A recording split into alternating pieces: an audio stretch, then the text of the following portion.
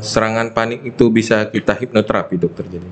Bisa ya. Oh, bisa. Jadi benar-benar efektif. Selama ini yang sudah saya lakukan itu memang efektif kepada klien-klien yang punya gangguan cemas, gangguan panik, fobia. Itu memang sangat efektif, membantu juga. Apa sih yang kita berikan, sugesti apa yang kita berikan pada orang yang serangan panik ini mungkin, dokter? Mensugesti agar dia lebih rileks, lebih santai, lebih produktif dalam menghadapi kehidupannya, lebih santai dalam menghadapi masalah-masalahnya, tentu dengan kalimat-kalimat yang positif, sugesti yang positif. Berapa sesi mungkin dilakukan oleh terapis, dokter? Baik, jadi diharapkan itu memang 8 sesi sampai 10 sesi. Assalamualaikum, salam sejahtera, salam sehat jiwa. Bersama saya Saifuddin Nasution di acara podcast seksi Ansetas PP PDS KJI. Tak lama-lama kita mungkin sudah mengenal sosok Abang Da saya ini. Asik. Aduh, udah lama ya Bang Da kita nggak jumpa. Aduh, iya, kok mesti panggil Adinda gitu. Aduh, baik, Dokter Saifuddin.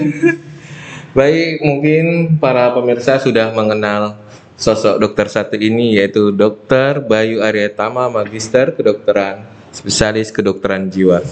Apa kabar Bang? Alhamdulillah sehat. Gimana Dokter Udin? Kabarnya? Alhamdulillah makin sehat. Makin segar aja mukanya. Makin segar-segar jambu ya kan Bang? Iya.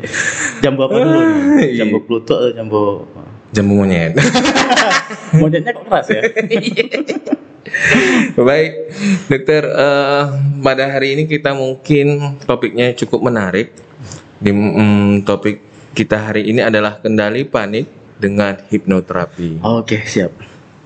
Oke, sebenarnya saya pun agak tertarik juga dengan hipnoterapi ini, karena kan hipnoterapi kita tahu orang itu taunya hipnotis ini kayaknya mau dihipnotis ya kan, mau dirampok. Ini bisa juga untuk panik rupanya, dokter. Itu ya. Kalau gitu dokter, kapan sih sebenarnya seseorang itu dapat kita hipnoterapi dengan serangan panik ini, dokter? Oke. Jadi kita perbaikin dulu nih yang dibilang Dokter Saifuddin tadi nih. Betul. Bahwasannya sering orang takut dihipnotis gitu ya. Bisa tidur. Betul. Bisa ditipu gitu ya. Benar. Padahal nggak gitu tuh. Sebenarnya hipnoterapi ini tidak seperti itu. Jadi memang hipnoterapi yang kita kenal, apalagi di kita ya, di psikiater itu memang terapi yang menggunakan hipnosis. Mungkin harus lihat episode sebelumnya nih ya tentang hipnoterapi yang lebih lengkapnya. Mungkin linknya bisa taruh di deskripsi ini. Kerjaan. Terus tentang bagaimana mengatasi dengan panik gitu ya. Iya, kapan kita hipnoterapi untuk serangan panik ini, dokter? Baik, kapan? Jadi ketika seseorang itu merasakan gejala-gejala panik, serangan panik, pasti awal dia masih denial nih. Saya kenapa nih? Iya, benar. Setelah itu biasanya apa yang dilakukan? Benar. Ke dokter yang lain dulu ya. Diperiksa, dicek up, ternyata tidak ada apa-apa. Iya, benar. Akhirnya barulah dirujuk ke kita ya. Setelah seperti itu pun kita lihat lagi, kita diagnosa lagi, kita analisa kembali karena ada beberapa hal yang tidak bisa memang di hipnoterapi, dokter. Contohnya apa aja? Contohnya itu memang orang-orang dengan psikotik. Jadi kan kita betul-betul harus analisa yang benar. Benar. Kita lihat diagnosanya apa. Apakah dia memang murni gangguan panik? Itu yang lain. Nah, seperti itu. Jadi kalau dia memang gangguan panik, dia punya serangan-serangan panik, itu bisa kita hipnoterapi. Tentu dengan jika dia setuju, jika dia memang ingin terapi, kita juga mau menterapi dia, baru bisa dilakukan hipnoterapi. Berarti harus ada persetujuan dari si pasiennya dan juga ada terapisnya. Benar. Juga, ya. Harus dua-duanya mau. Jadi apakah serangan panik itu bisa kita hipnoterapi, dokter? Jadi bisa ya. Bisa. Jadi benar-benar efektif. Selama ini yang sudah saya lakukan itu memang efektif kepada klien-klien yang punya gangguan cemas, gangguan panik, fobia. Itu memang sangat efektif, membantu juga. Tapi tentunya itu kan hanya tools ya, hanya alat. Iya. Alat untuk menyembuhkan, terapi lain gitu ya.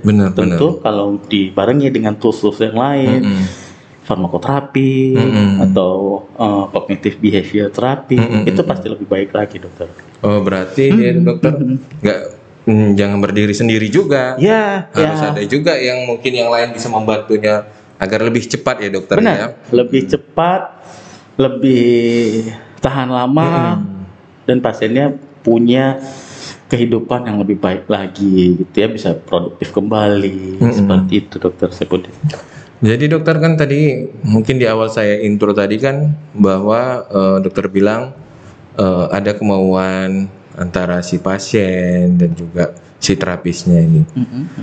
Mungkin untuk menghindari yang kita dengar di luar, apa sih yang kita berikan, sugesti apa yang kita berikan pada orang yang serangan panik ini mungkin, dokter? Oke. Ini sekalian les kayaknya, dokter Saipudin. Iya. Bisa dong, ada buka kursus dong.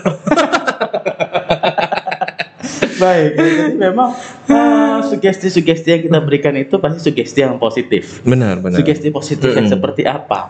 Benar. Pasti kita mensugesti agar dia lebih rileks, lebih santai, lebih produktif dalam menghadapi kehidupannya, lebih santai dalam menghadapi masalah-masalahnya. Tentu dengan kalimat-kalimat yang positif, sugesti yang positif, dan juga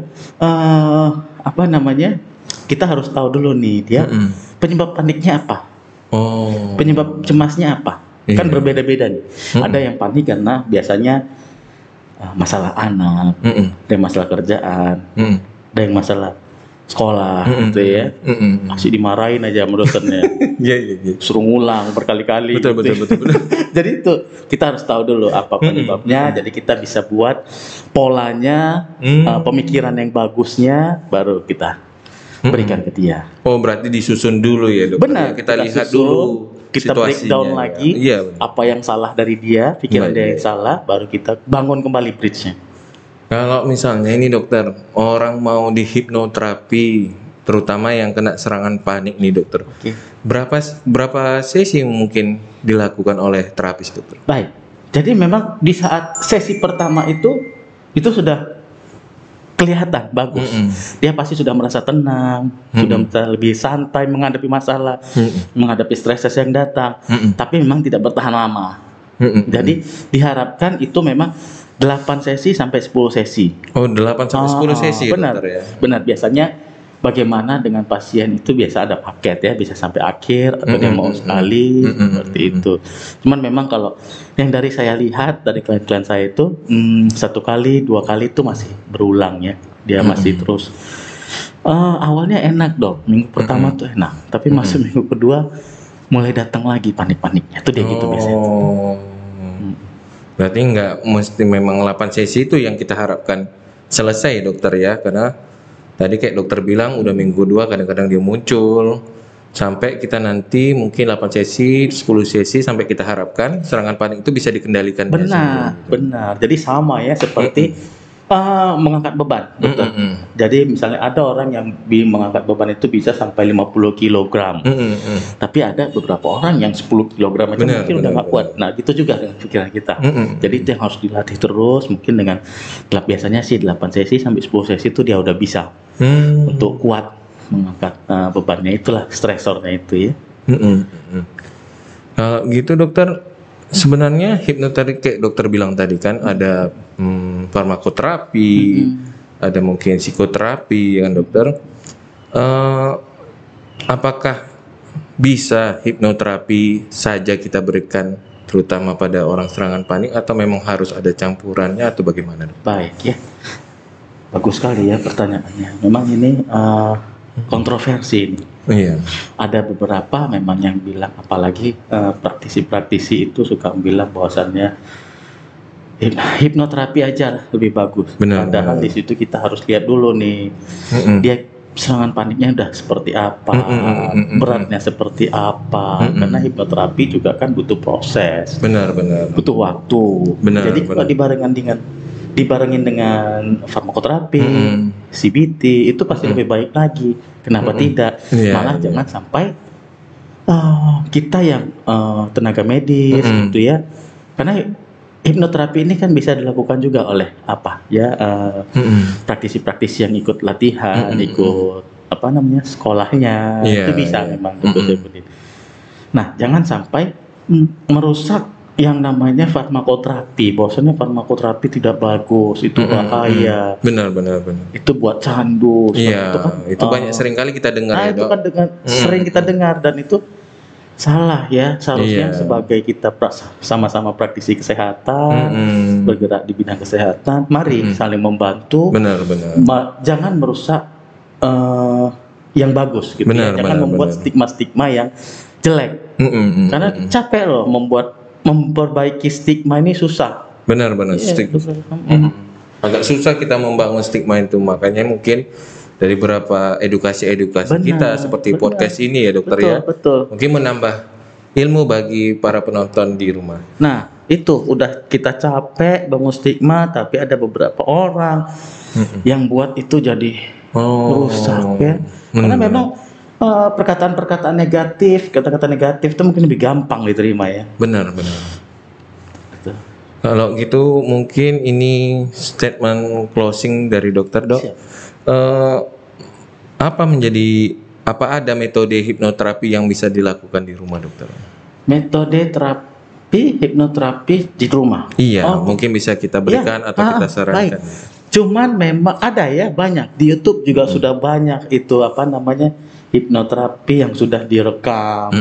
Banyak, boleh lihat di YouTube, tetapi sebaiknya memang di awal pertemuan memang harus dengan terapisnya langsung. Jadi dia tahu bagaimana cara untuk karena kan ada sesi-sesinya tuh. Benar. Sampai 8 sesi tadi dokter ya. 8 sesi bukan. Maksudnya di satu sesi itu, satu pertemuan itu kita ada mengajarkan dulu cara dia untuk bernafas, cara dia untuk relaksasi. Berarti tidak langsung di hipnoterapi gitu. Tidak, Mbak. Memang ada step-stepnya sampai dia bisa memasukin itu. Nah, setelah dia sudah tahu, dia sudah pintar belajar seperti itu, mungkin di rumah dia bisa melihat YouTube atau meminta dokternya itu, terapisnya itu untuk merekam suaranya. Itu bisa dilakukan. Bisa dilakukan ya. Benar. Bisa. Bagus sekali ya, Dok ya. Iya, jadi memang sangat membantu, apalagi di era digital gini ya. Bagus sekali ya. Apalagi orang sekarang YouTube sama yang lainnya pun bisa lihat ya, dokter. Betul. Itu kita sekarang aja kita coba hipnoterapi ini, Dok. Nggak usah dong. Serem kayak gini. Itu bahaya ya. Baik dokter, terima kasih atas kesempatannya dokter telah hadir ke sini, memberikan waktunya. Ya, terima kasih. Mungkin ada para penonton atau pemirsa yang mau konsultasi dengan dokter, mungkin bisa di mana dokter? Baik, saya berdinasnya di Rumah Sakit Umum Jasa Mensaragi Pematang Siantar, tapi saya juga bisa jika dengan janji bisa di Klinik Utama Bina Atma. Bisa juga di Klinik Bina Atma ya dokter. Baik, terima kasih dokter, terima kasih para pemirsa yang sudah menonton acara hari ini di acara podcast Seksi Ansietas PP PDSKJI. Salam sehat jiwa, tiada kesehatan tanpa kesehatan jiwa. Assalamualaikum warahmatullahi wabarakatuh. Waalaikumsalam. Terima kasih banyak dokter telah hadir. Terima kasih Dr. Saipudin.